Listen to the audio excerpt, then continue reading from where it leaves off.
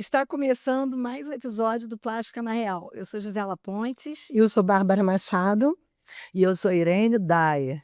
Então, hoje o assunto vai além do bisturi. A gente vai falar de coragem, força de empreender, tanto no mercado da saúde, quanto no mercado em geral no Brasil.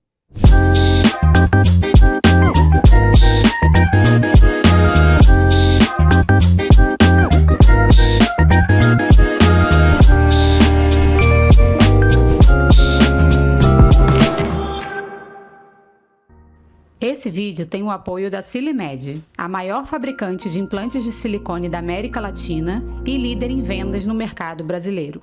Nós temos a honra de receber a convidada de peso, Gabriel Robert, que é o CEO da empresa da Silimed, que é uma empresa que produz os silicones de maior qualidade do Brasil.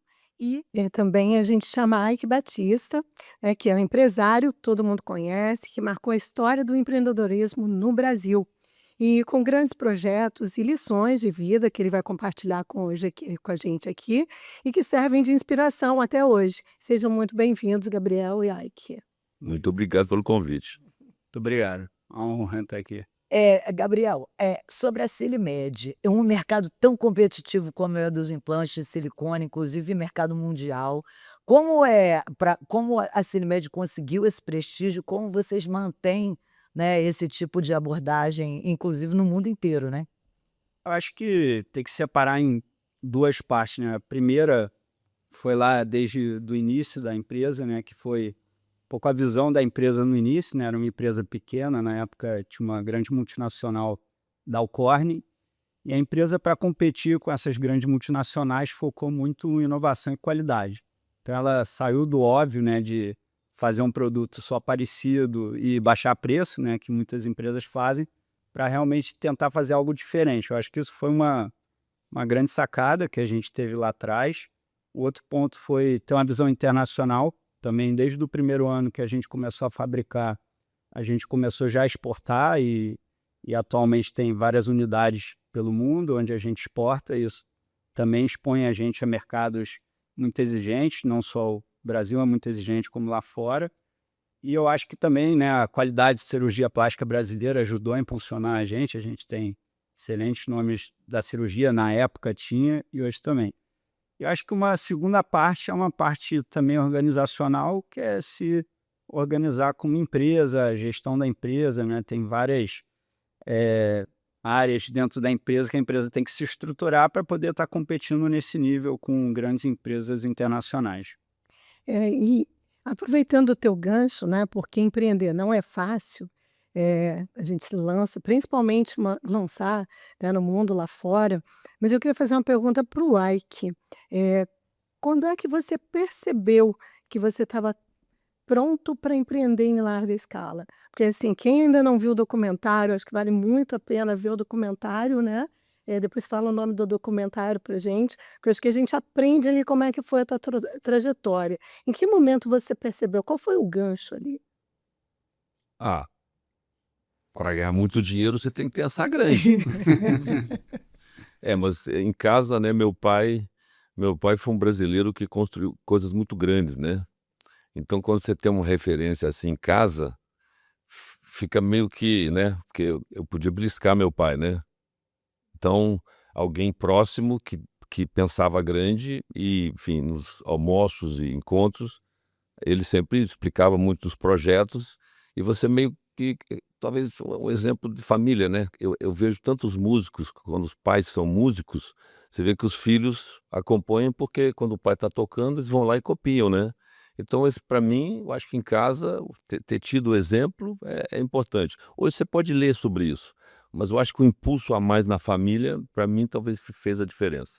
Então quer dizer, você já nasceu entendendo que você queria ser grande ou queria empreender, dentro daquilo que você via o seu pai como modelo. Sim, né? Se meu pai faz, por que eu não vou fazer? Perfeito. Bom, e continuando até com o gancho aqui do Ike, nós temos o Gabriel aqui também com histórico familiar, né? E ele cresceu, expandiu a empresa em termos de tudo, né? Em termos de segurança, a empresa, acho que igual a Silimed, pelo menos que eu tenho visitado no exterior, eu nunca vi uma empresa tão importante, tão grande, com tantos parâmetros de segurança e tudo isso. Conta um pouquinho para gente. Eu acho que, tirando a fala do Ike, né, a gente tem esse contato, a gente consegue absorver muito disso. Agora, eu acho que no meu caso específico, né, o desafio era outro, né? Eu tive 2 desafios quando eu comecei lá atrás. Passei por também umas situações desafiadoras, né? Tive um incêndio há muitos anos atrás, onde a empresa praticamente teve que começar do zero, né? Então teve esse desafio de reconstruir. Mas eu acho que esse ponto do Ike de pensar grande realmente impulsionou não só a sair daquela situação, como a continuar crescendo e passar bastante o tamanho que a gente tinha, com essa visão e ambição de realmente estar crescendo internacional. Acho que começa, como o Ike falou, com essa ambição, essa visão de crescer. E E aí- casa com seu pai? Eu acho que a gente Seu pai e sua mãe, né? aprende pelo exemplo, né? Eles realmente pensavam de uma forma totalmente diferente quando a empresa praticamente não existia e era muito pequeno. E eu acho que aprendendo isso e aplicando na situação foi como a gente pode fazer esse negócio crescer muito mais, né? E tanto para sair daquela situação desafiadora, como fazer crescer muito mais. E aí, depois dessa visão, aí a gente vai estruturando os processos, trazendo as pessoas para isso, vai fazendo todas as estratégias, né, nas áreas para chegar nesse objetivo. Acho que parece complexo, mas tem, eu acho que, conceitos relativamente simples. O mais difícil é depois fazer. Mas você fez algum treinamento especial, assim, em termos de gestão? O que que você fez? Eu tô rindo, porque ontem eu estava conversando com um consultor, ele falou, nada melhor do que um incêndio, um problema para você aprender tudo, né? Não, é um MBA rápido, né? Você aprende muitos anos. No tapa. Mas assim, não, eu fui estudar, obviamente, tenho faculdade de administração, fiz MBA, mas assim, eu acho que realmente nada como o aprendizado. E eu acho que um pouco também, assim, ter a visão e correr atrás, né? Porque você vai aprender também fazendo. Então, se a gente se contentar só com aquilo que a gente sabe, a gente nunca vai fazer algo diferente.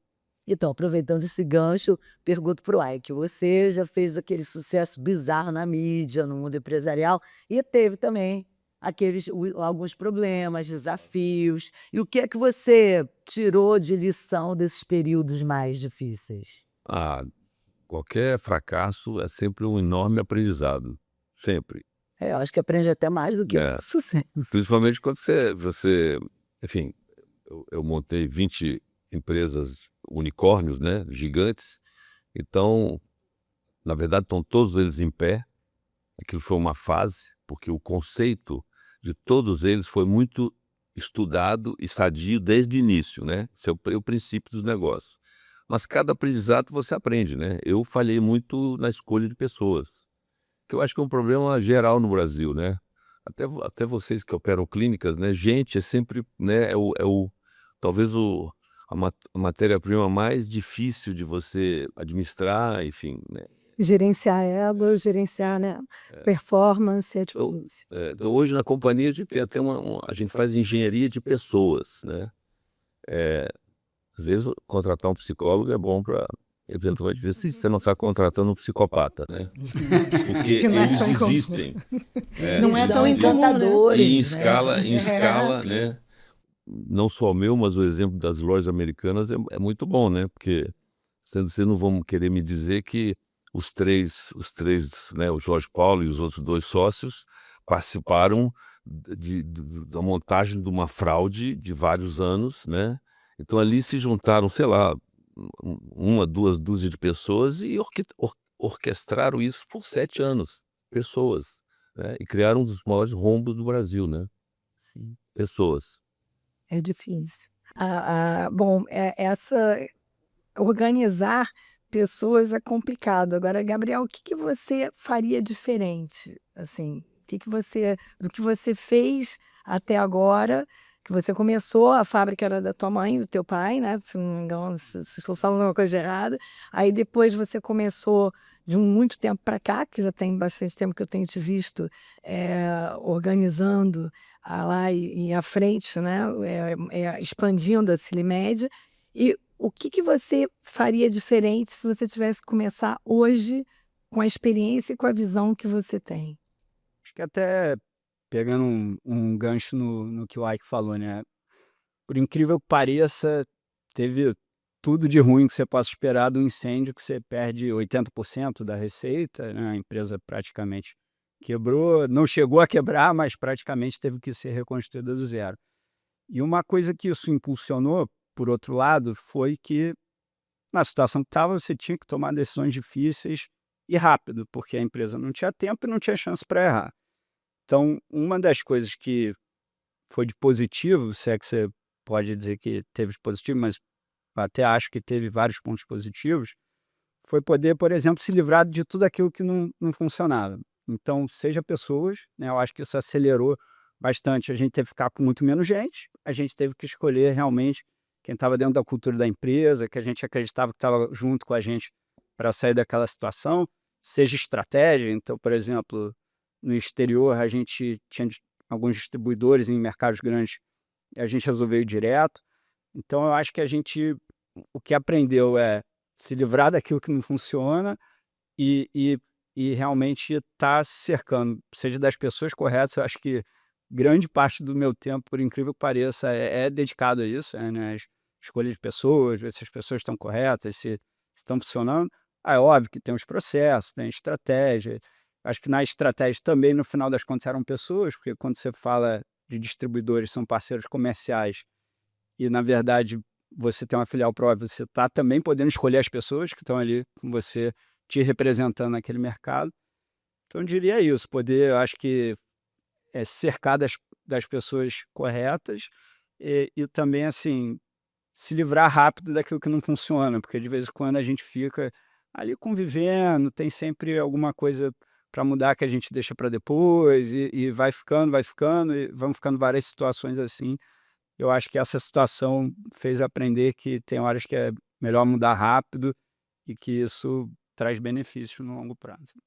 Em termos de escolha de pessoas, que os 2 falaram, né, no meu microcosmo eu tenho utilizado até emprestado, que é uma coisa pequena no processo seletivo, né, da residência, eu uso o PI, que é o The Predictive Index, que é um teste para ver caráter, para ver,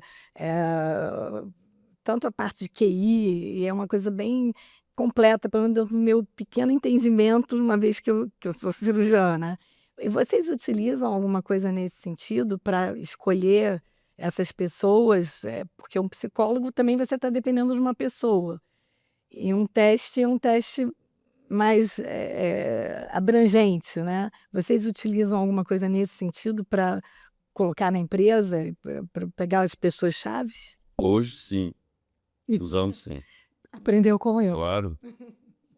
E funciona, quer dizer, ajuda, né? Tipo um PI ou uma coisa E aí sim, ao PI? mas na verdade, apesar de a gente usar num nível mais alto, até hoje é recomendação mesmo. Quer dizer, ver o currículo de gente que, enfim, tem história, né, desde a família, né, como se comporta na família, ser um bom pai de família, né, ver se ele não trocou muito de posições de empresas, né. Tem gente que ping-pong, né, você arruma um cara com 10 anos que passou por 20 empresas. Parece que não Uma está coisa feliz, tá errada, não tá feliz nunca. né, então é isso. E sempre o tempo, né? Eu acho que, bom, o Ike, inclusive, tem muito mais experiência. A gente tenta, né, se cercar dessas, olhar se a pessoa mudou muito, que nem o Ike falou, entender também perfil comportamental, existem ferramentas, esse perfil é adequado, né, para aquela posição, porque tem posição que é mais técnica, posição que demanda mais uma personalidade com certas características mais de gestão, mas eu acho que a recomendação acaba ajudando muito, que você acaba sabendo como é que a pessoa é na vida real, porque ainda que tenha essas ferramentas, tem a entrevista, tem o psicólogo, ainda acho que na hora que vem mesmo que você você Quando vê como é que é. Então, ainda tem bastante, por exemplo, no nosso caso, a gente não consegue muito escapar de uma certa tentativa e erro, e aí a gente tenta corrigir a rota se vê que está Os psicólogos falam que para se conhecer uma pessoa são necessárias pelo menos 4 visitas. Então, assim, muitas vezes numa entrevista você não tem como extrair, né, a essência. E é uma coisa muito interessante que o Ike falou também, que hoje a gente percebe uma diferença quando você vai escolher uma pessoa para trabalhar com você, que a referência familiar, ela mudou, porque antigamente falavam: "Ah, não, eu não quero porque foi meu pai que me armou, foi não sei o quê". Hoje esse networking mudou demais. A gente percebe que você saber que pode confiar naquela pessoa que está entrando no seu espaço é essencial. E aí eu vou para o Ike Posso falar mais uma coisa em relação a isso? Deve. Por exemplo, na minha empresa a gente mexe muito com inovação e tecnologia, né? Então, às vezes o grande criador, o inventor, é uma pessoa bem complicada. Então, a gente acaba fazendo, né, um extra para aguentar pessoas difíceis. Tem que eu vou fazer.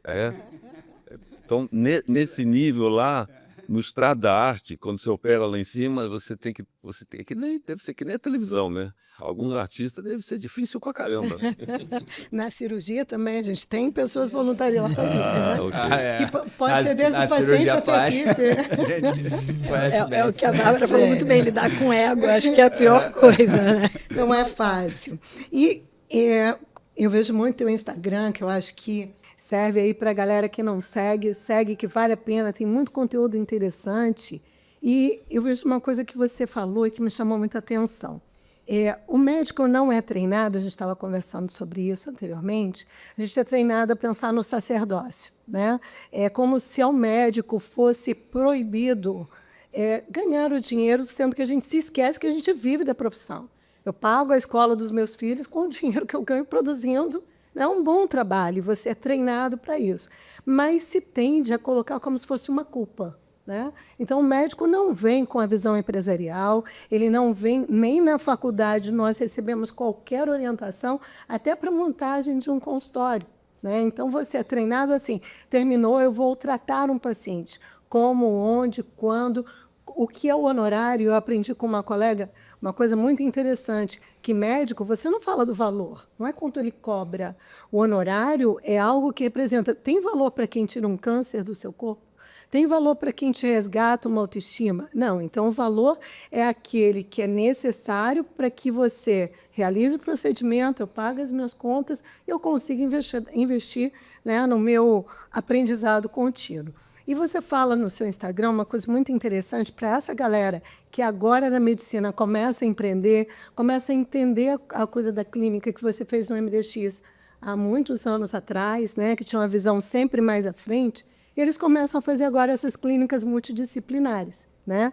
E aí eu vi uma coisa que você falou, que não é coragem, não é talento, é método. E aí agora a gente volta a repetir. Gente certa, processos, estratégia e visão a longo prazo. Como é que a gente consegue ter uma visão a longo prazo quando você tem um mercado oscilante, por mais que a gente faça um estudo de mercado de onde a Silimed vai, ela vai para o mercado asiático. Enfim, por mais que você tenha um bom estudo de mercado, às vezes o produto não encaixa, ou enfim. Nessa questão assim de coragem e de risco, a gente estava conversando, acho que coragem e risco a gente tem em qualquer coisa que você tem que colocar isso, mas o que você diria que é essa questão do método, da estratégia? Como é que o pessoal que está vendo a gente pode entender se tem uma boa ideia e aquilo pode dar certo, tem potencial? Bom, você mesmo falou, tem que estudar se o mercado realmente existe, né? Eu imagino que o mercado de vocês, eh, do wellness, né, de autoestima, plásticas, é tipo do negócio do futuro que a inteligência artificial não vai matar, né? Porque nós somos animais físicos, químicos, jurássicos, né? E a gente sempre vai querer fazer alguma coisa, né? Melhorar, enfim, a autoestima. Então, você tem um mercado muito definido, acho eu, num percentual da sociedade que consegue pagar essas contas. Eu nem sei se o se o SUS faz alguma coisa, Sim, sim. Faz, né? faz. Entendeu? Você vê, se o SUS, se até o SUS faz, quer dizer, tem um mercado que dá para medir, né? Acho que vocês especificamente, o seu negócio tem um mercado bem claro, né? Ou não?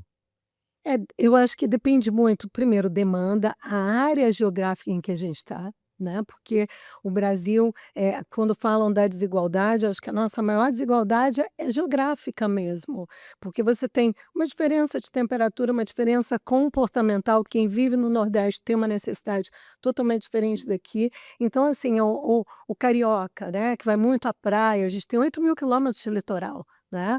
Então, é um litoral muito extenso, num país quente, tem essa demanda. Mas se você vai para o interior, eu não vou te dizer de valores, né? Porque a questão de valor aí é uma questão de o que é bom para mim pode não ser bom para você, né? O valor que eu digo, para mim é importante manter meu rosto em dia, para o outro pode ser importante estar com o corpo em dia, para outro nada disso, a questão é o intelecto, né? Então eu acho que é muito a questão do mercado oscila nessa questão geográfica a nível de Brasil, a gente vê os colegas, né? Irene pode falar dessa questão de rede pública também, né, Irene?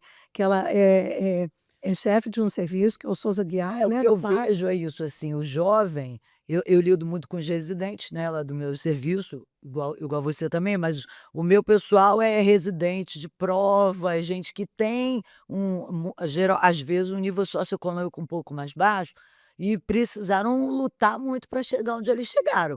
Mesmo assim, todo mundo está pensando no gerenciamento de carreira. O jovem ele tem outra visão, ele não tem a visão de sacerdócio que a gente tinha na nossa formação. Totalmente diferente. O meu curso de cosmetria, por exemplo, se eu não der um módulo de gestão, todo mundo fica enlouquecido. Quanto que eu cobro? Qual é o preço? A pessoa não estou criticando, tá? Eu estou criticando a gente, porque a gente está trabalhando num negócio. Não pode esquecer que tem SWOT, né? Toda aquela. A gente tem que avaliar todas as nossas oportunidades, as ameaças, a nossa fraqueza e a nossa força. Isso é básico de gestão. E isso tem que ser feito. Então, eu acho que o jovem, hoje em dia, ele tem uma visão melhor que a gente, entendeu? E a gente percebe isso muito no Instagram. Só que esse jovem, ele devia ir para as áreas ricas do Brasil. Por exemplo, se você vê lá o interior do Brasil, lá em Mato Grosso, Sorriso, o pessoal, a riqueza que tem lá, eu garanto que um jovem especialista em, enfim, plástico, o que for, vai ganhar muito dinheiro lá. Mas eles têm feito pesquisas de mercado para mudar de Tem- lugar. Não tem que sair da zona de conforto. Tem vários exemplos no Rio de Janeiro. Lá na praia. Tem vários exemplos de uma geração mais jovem que fez isso e está com muito sucesso. Mas eu acho que eu vejo assim, né, na minha opinião, só reparando assim, tem uma diferença talvez de formação, né? Eu acho que antes era muito forte essa parte médica e hoje tem essa parte médica, mas também tem uma visão mais empresarial que já vem mais naturalmente.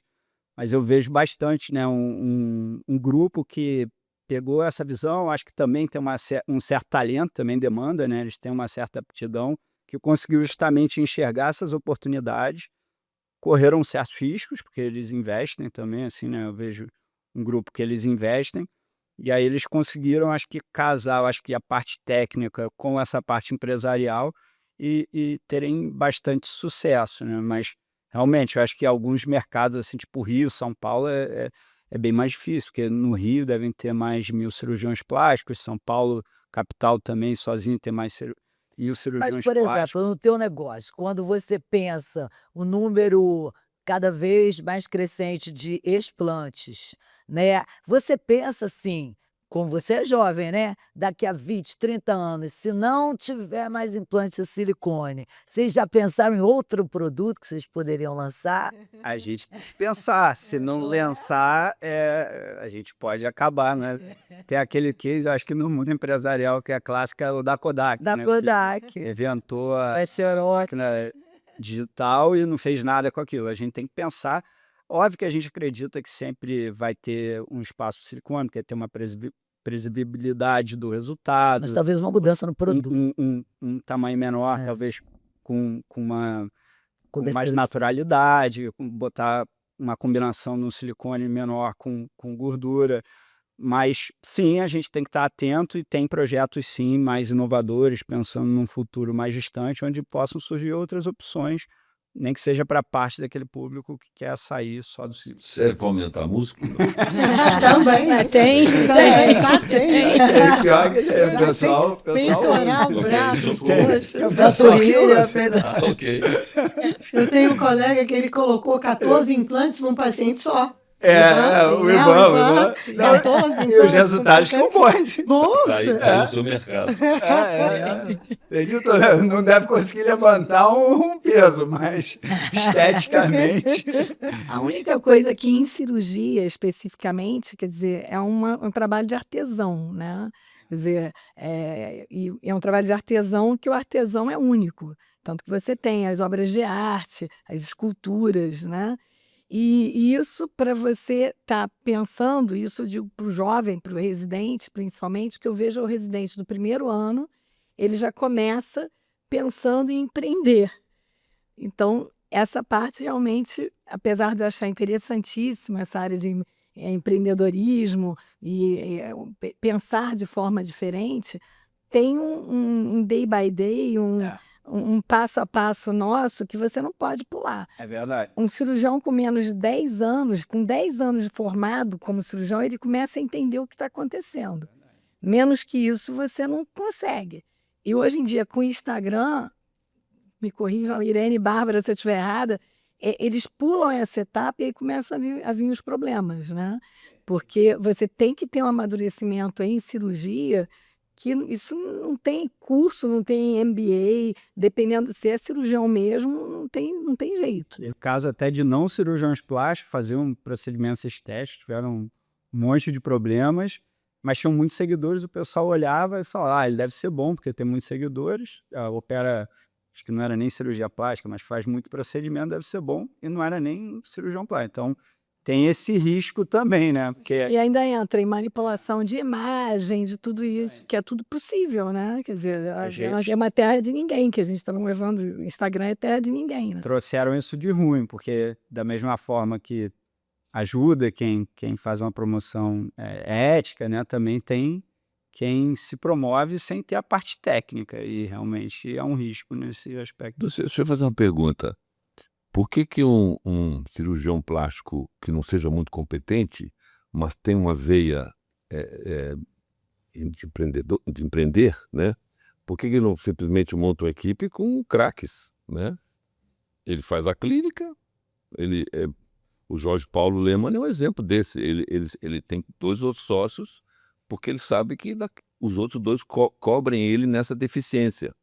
Então, eu acho que não necessariamente você precisa ser Sim, o cara, na verdade, Top. empreender é visão. chamar o talento. Tem um colega que é o Beramente, ele fala uma frase muito interessante. Quem trabalha com as mãos não tem tempo de ganhar dinheiro. Você tem que trabalhar com o intelecto, né? O professor Pitangui sempre teve essa visão. Quando ele montou a equipe, tanto na Santa Casa quanto dentro da clínica, ele dizia, eu não posso estar em todos os lugares ao mesmo tempo. E você não cresce se não aprender a delegar. Mas aí eu volto para a questão da Gisela. Hoje, o nosso nicho é diferente, a demanda é diferente. Na época do professor Pitangui, professor Ronaldo Pontes, era uma outra realidade brasileira, do Rui Vieira, né? Hoje a gente tem um mercado muito inchado, que é o caso do Rio de Janeiro, porque as pessoas se formam, o Rio é sedutor, você sabe disso, que a gente apaixona pelo Brasil, mas principalmente o Rio de Janeiro. O pessoal não quer sair, né? Ele vai ser mais um. Meu marido fala que quando ele estava no Santo Inácio, perguntaram para ele se ele queria ser a cabeça da sardinha ou o rabo do tubarão, né? O padre perguntou para ele. E realmente hoje, o que a gente vê é que muita gente prefere ser só mais um, né? Ele quer ser o rabo do tubarão, mas ele quer estar onde tudo está acontecendo, ele quer estar no Rio de Janeiro. E com isso, existe a questão do talento. O cirurgião não reproduz o trabalho dele. É diferente de você colocar máquinas para trabalhar. Hoje a dermatologia faz isso muito bem, né? Você monta uma clínica com N aparelhos e você põe um técnico para trabalhar o aparelho, vai trabalhar muito bem, e você consegue reproduzir. Na cirurgia, por mais que a gente coloque um robô à distância, que foi feita a primeira cirurgia plástica por robótica, por robô com cirurgião à distância, foi feita essa semana, ou esses dias agora, e a gente realmente, assim, olha, E fala, a gente, por mais que queira, não consegue isso, porque É, é um ele universo. falou é interessante, porque a gente quer reproduzir o nosso trabalho, mas ele não está falando isso, ele está falando de empreendedorismo. Sim, de Então, colocar por mais que que gente. existe aquela clínica famosíssima em São Paulo, que contrata milhões de cirurgiões para operar para eles, e eles nem médicos são? Por que que esse empreendedor não podia ser um médico? É isso Sim, que ele está deve. falando. E deve, né? E deve. Olha que eu vou entrar nisso, hein? Olha, vamos embora, tem três para começar.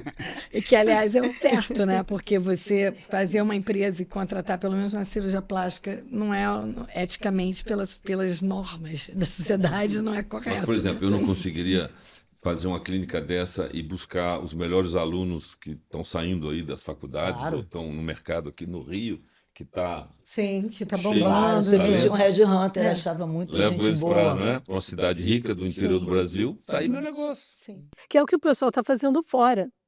Né?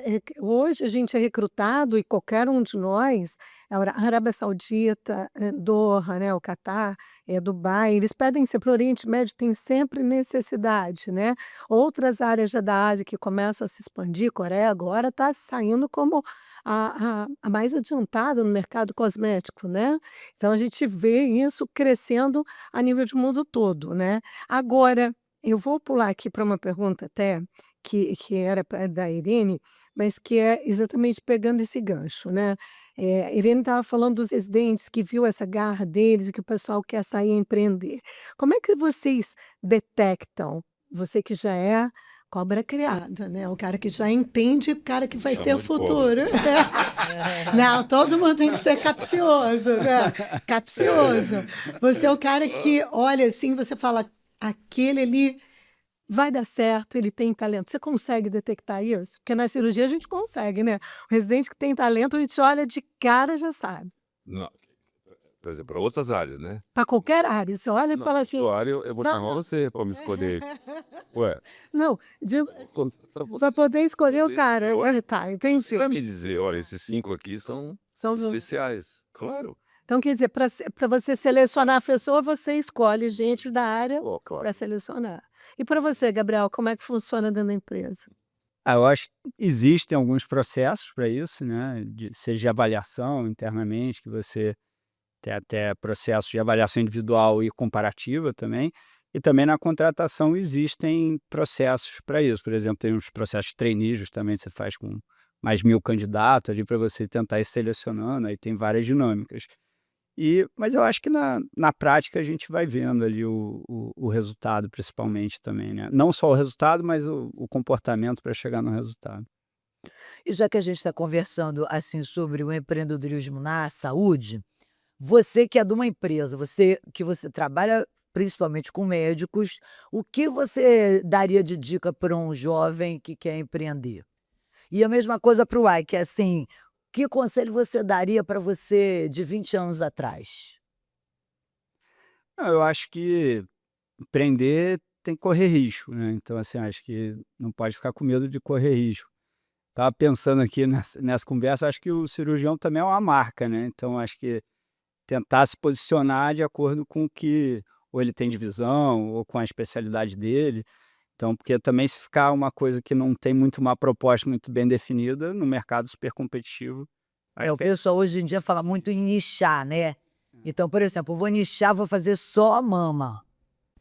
para mim é Aí eu difícil faço de uma- falar a parte técnica, eu vou ficar mais na parte geral, mas assim, eu acho que tentar, né, normalmente se o cirurgião tem uma qualidade maior, uma técnica maior, vai normalmente cobrar mais, Aí você, né? como empresa, assim, você busca se aproximar de cirurgiões que estão fazendo alguma coisa, muito sucesso no Instagram, por exemplo. Não, eu ia até comentar isso. Eu acho que tudo na vida a gente também pode aprender, né? Então, eu acho que isso é uma coisa que serve para todo mundo. Então, tem cirurgiões que fazem muito bem essa parte de empreender, de criar uma marca. Então, acho que dá para aprender com outros exemplos de próprios cirurgiões plásticos, né? Então, acho que isso é uma coisa bem interessante. Tem umas pessoas que conseguiram muito sucesso com algumas estratégias.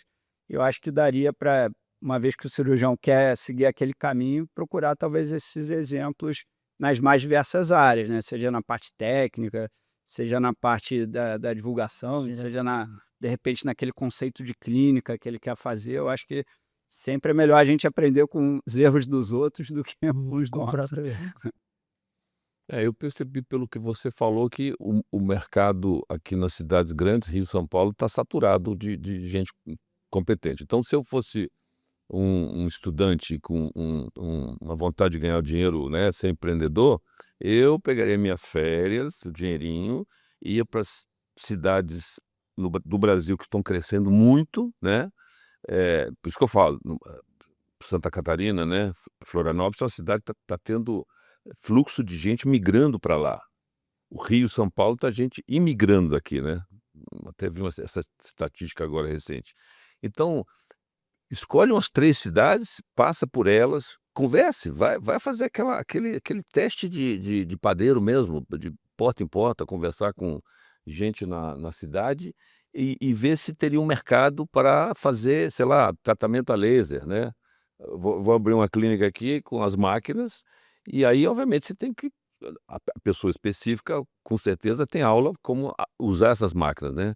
Que aí não é necessariamente tem que ser um médico formado, né? Ou não? Entendeu? Então, aí você vai usar uma máquina, aplicar esses lasers que eu vejo aí. Não tem a Xuxa não tinha um negócio de laser? Tinha. Você De vê, depilação. virou até rede, né?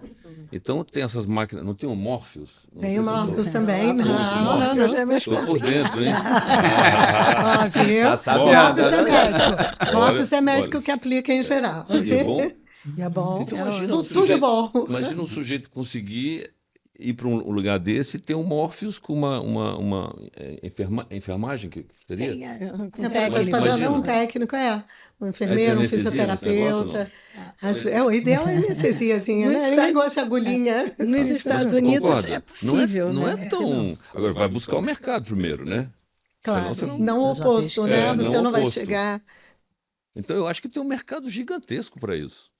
E a Irene tinha perguntado dessa questão do conselho que você daria para o próprio Ike 20 anos atrás. Você mudaria alguma coisa na sua trajetória? Nossa, eu fiz coisa tão grande, mudar. O que você quer que eu te diga? Eu sei desenhar quadros, estou desenhando novos, né? E novos unicórnios estão na prateleira. Então, né? Então, é porque eu fui fazendo, né? Foi muito intenso o que eu fiz. Muito, Muito acelerado, né? muito. E assim, a gente vê vocês crescendo lá fora, né, Gabriel? Conta pra gente depois do sufoco que vocês passaram com o incêndio, né? E foi engraçado porque foi uma fase difícil que fez você ver que você não podia estar só aqui, né? Dar a volta por cima e mudar. Quais os desafios maiores que vocês encontram para empreender lá fora? Ah, são vários, né? Não, eu acho que desde começar, de vez em quando, uma unidade, porque você, querendo ou não, você começa do zero, então você tem que ter investimento, aí tem uma série de desafios, de regulação, de encontrar as pessoas certas. Eu acho que grande parte de tá falando de pessoas, né? Quando vai para fora, você começa do zero isso, né? Você tem que encontrar as pessoas certas, porque de vez em quando você precisa do conhecimento local também, né, da pessoa, principalmente do comercial, que são mais unidades comerciais. Então, mas é um aprendizado também, né? A gente vai aprendendo, cada unidade que a gente abre, a gente faz isso mais rápido e vai ganhando curva de experiência. Mas é um projeto também que é super interessante, apesar de ter os riscos e as dificuldades, acho que é um projeto que dá prazer de fazer, né? Encarar os desafios sempre é marcante. E a Silimed, ela está no mundo todo praticamente, né? Tem A gente está em todos os continentes, né? Então a gente está atualmente, acho que em 45 países e com operação própria, acredito que a gente está uns 13 países, né?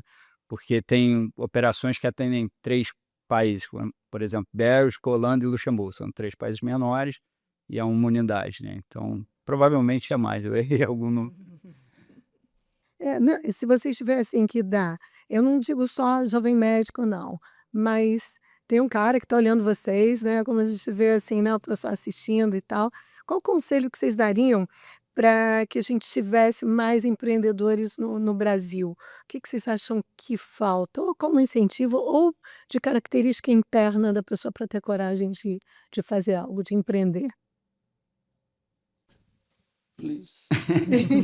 Não, é engraçado, não sei, eu queria até ver a opinião do Ike, mas eu tenho a percepção que não só na cirurgia plástica, como as gerações mais novas já estão vindo mais com essa cabeça, né, de empreender. Eu acho que isso é algo que a sociedade já está ficando mais atenta. Não sei se tem a ver talvez com as redes, um pouco do que a gente estava falando, acho que permitiu talvez a pessoa ser ali um autônomo e empreender, né, e os outros também verem exemplos de pessoas que deram certo.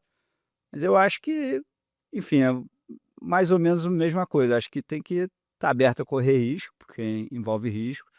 Acho que também tem que saber se a pessoa tem estômago, porque demanda, demanda ter um certo estômago para lidar com isso. Que você pode perder, pode ganhar, pode ter sucesso, pode não ter. Então, isso não é qualquer um que lida bem, né? Então, assim, mas eu acho que a pessoa tendo essa disposição e tendo essa visão tem que tentar. Acho que começar tentando. Bom, como eu acho que o objetivo do empreendedor, de cada um deles, é ser bilionário, Adorei eu essa. recomendaria a fazer o que os 3.000 bilionários do planeta, que não é muita gente, né, fazem em comum. Eles têm uma fome infinita pelo conhecimento, Perfeito. leem 2 livros ou o equivalente em materiais técnicos, enfim, da sua área, cada um da sua área, por semana, né? Então, obviamente, você perceba que é uma fome infinita pelo conhecimento.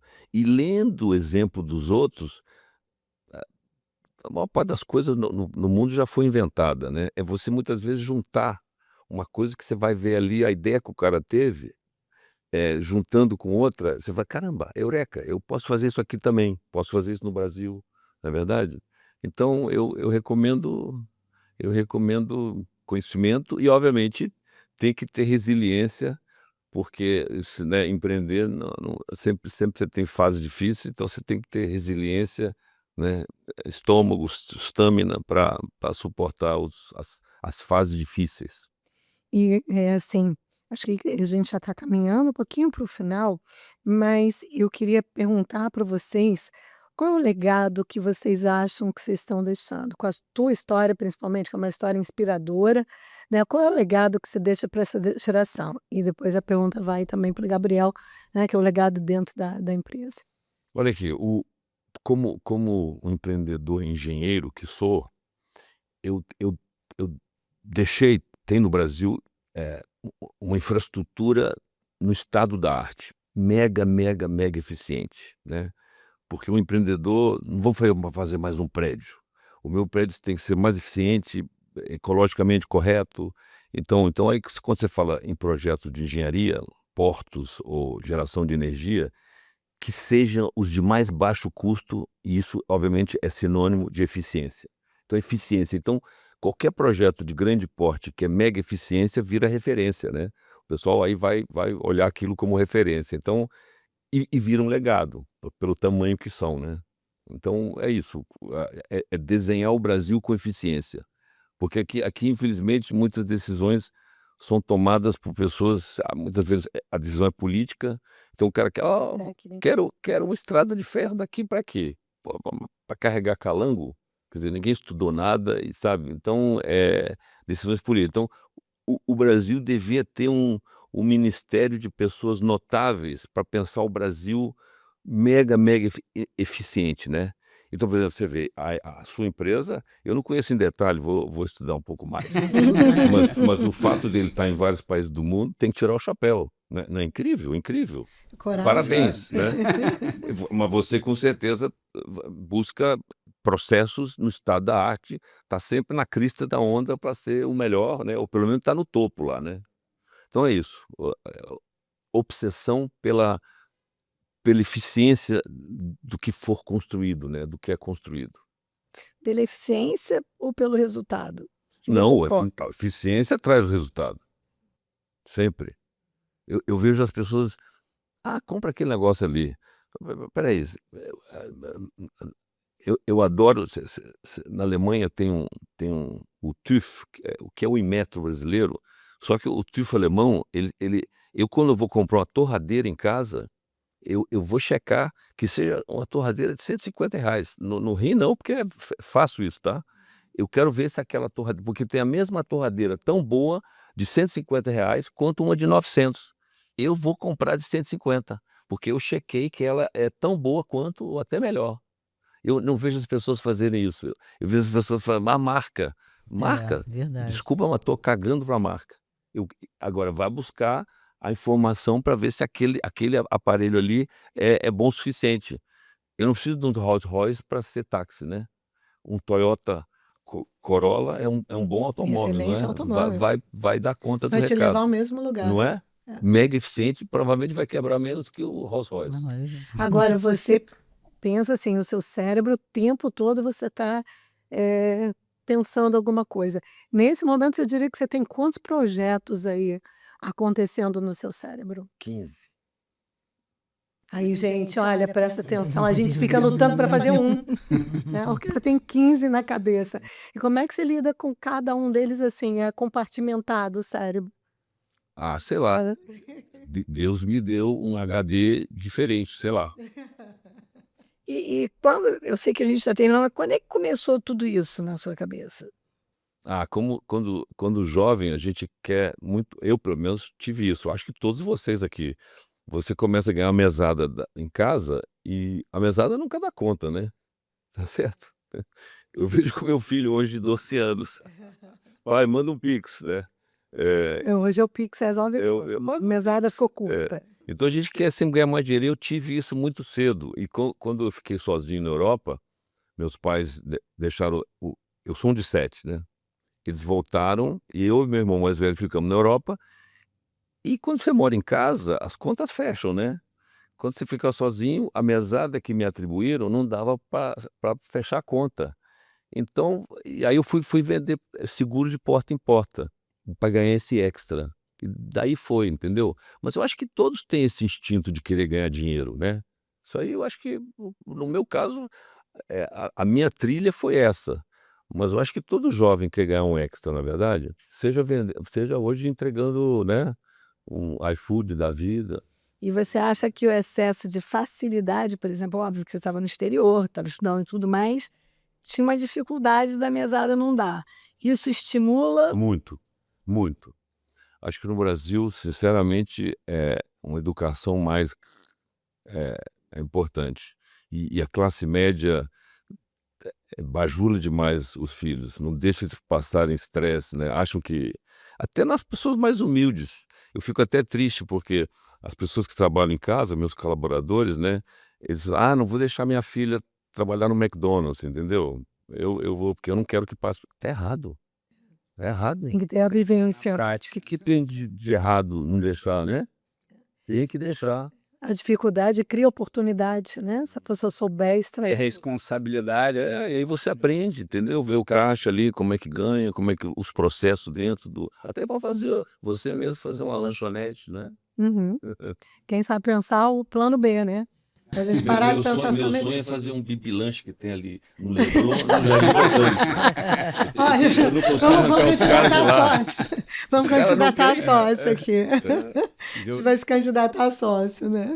Não, eu queria dizer que eu acho que o Ike é um exemplo disso, né? Trouxe o Brasil para fora, né? Do que ele estava falando. Acho que isso é um exemplo que tem que ter mais no Brasil, né? Eu acho que realmente, assim, o Ike fez isso muito, não só no Brasil, como no Rio também, né? Até por isso eu comentei que sou fã dele.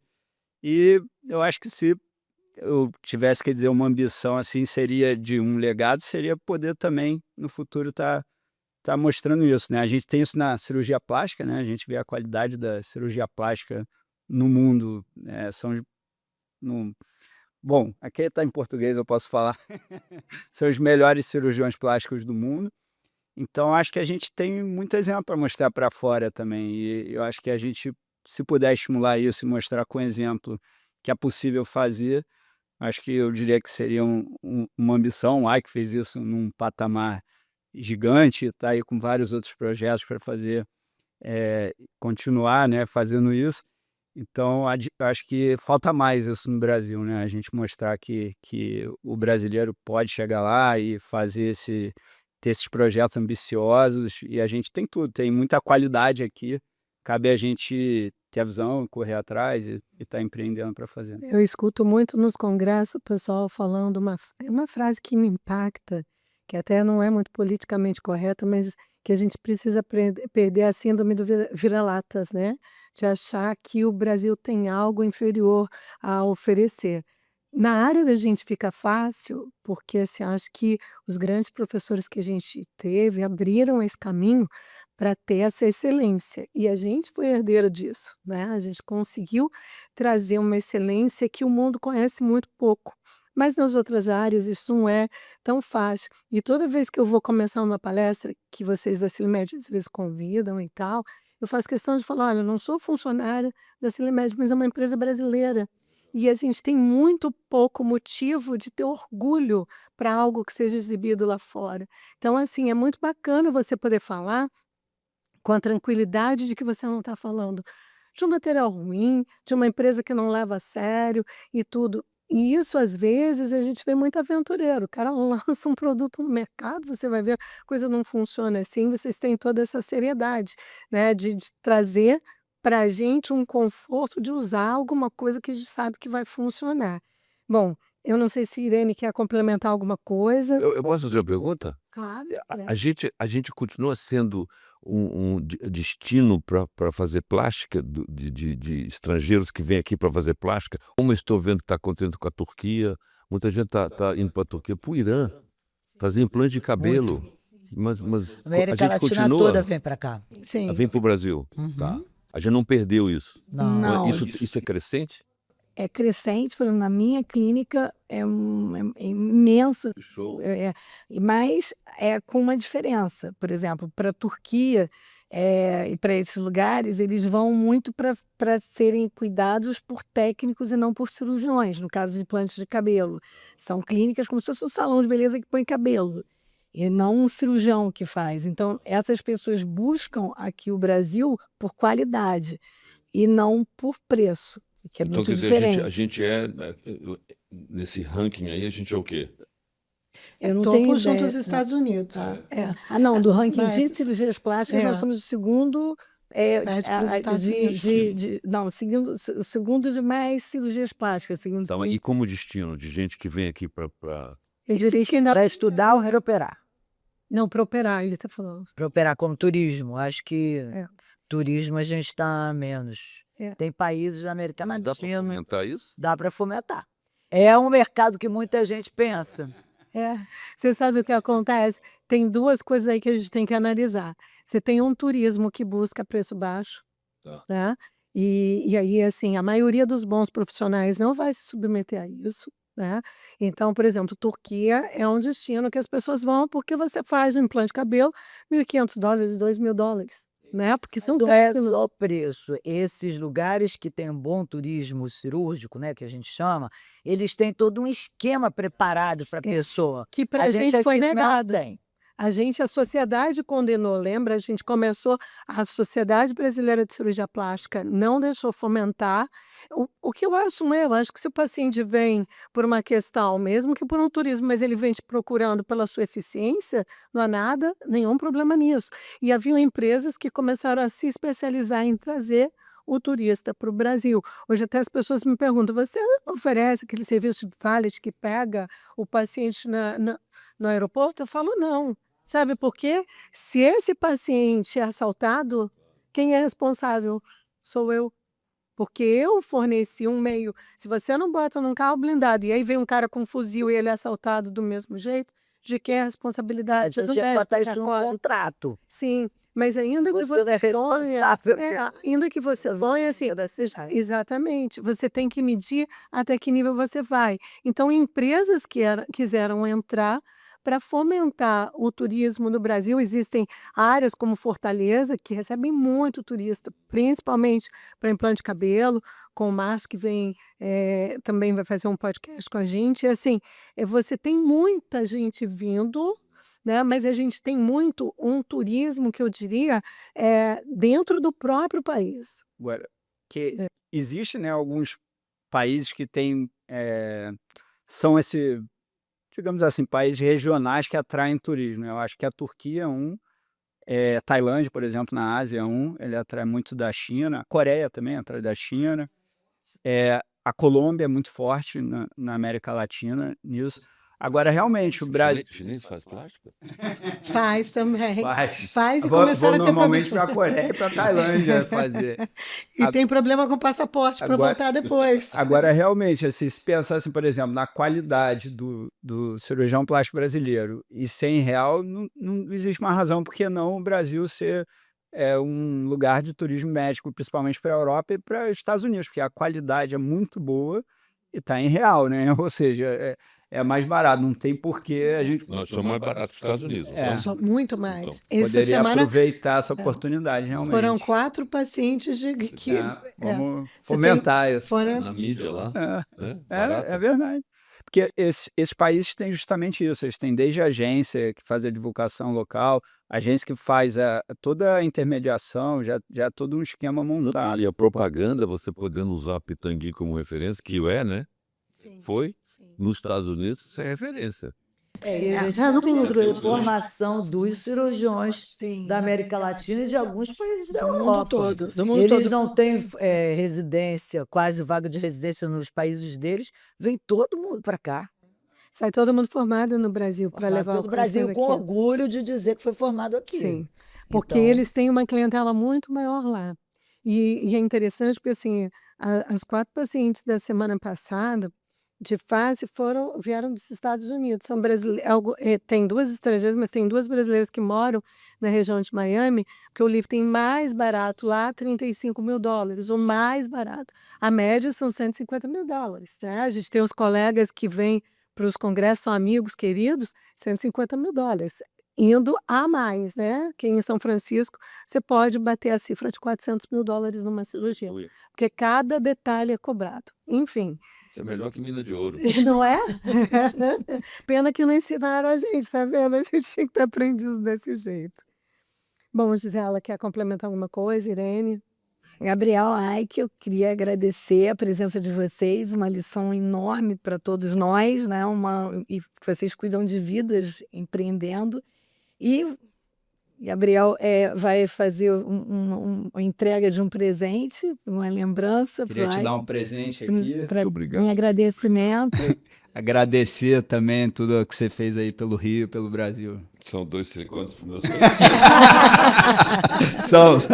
Para você botar lá. Não, Peitoral. tem o pessoal dos bancos, tem isso na mesa até hoje, que quando a gente tem reunião, eles pedem e eles deixam na mesa e ficam apertando. Quando a gente encontra, eles falam. E eles têm lá mesmo. Mas não queria o dos peitos do peitoral, né? Tem de peitoral também. Aí tem Eu também quero dar um pra presente para homem. ele. Claro. Olha aqui, isso aqui é um alimento, é um superfood, tá? Com 72 minerais biocompatíveis e biodisponíveis. Ou seja, Muito legal. depois de você tomar, meia hora depois de fazer um exame de sangue, você vai ver 98% dos minerais no seu sangue. Super interessante. Mostra para a legal. câmera ali que a gente... Elísio. Muito interessante. Olha, Muito troca de interessante. presente. Vou tomar, hein? Isso vale um novo. Se você ficar com o meu HD, tem que... Então, eu acho que eu vou tomar frascos. Frascos. Isso vale um novo episódio para ele mostrar esses superfoods aí, que ele está. Um novo investimento em saúde, no wellness, né? bem, gente, então foi mais um episódio sensacional do Plástica na Real. A gente aprendeu sobre empreendedorismo e eu acho que principalmente coragem de fazer alguma coisa. Isso é o mais importante, a vontade, a coragem. Né? Obrigada, gente, pelo tudo que vocês fizeram aqui com a gente. Pelo carinho. E vocês que nos ouviram até aqui, então, siga a gente nas plataformas Spotify e YouTube. Assistam, o episódio está imperdível.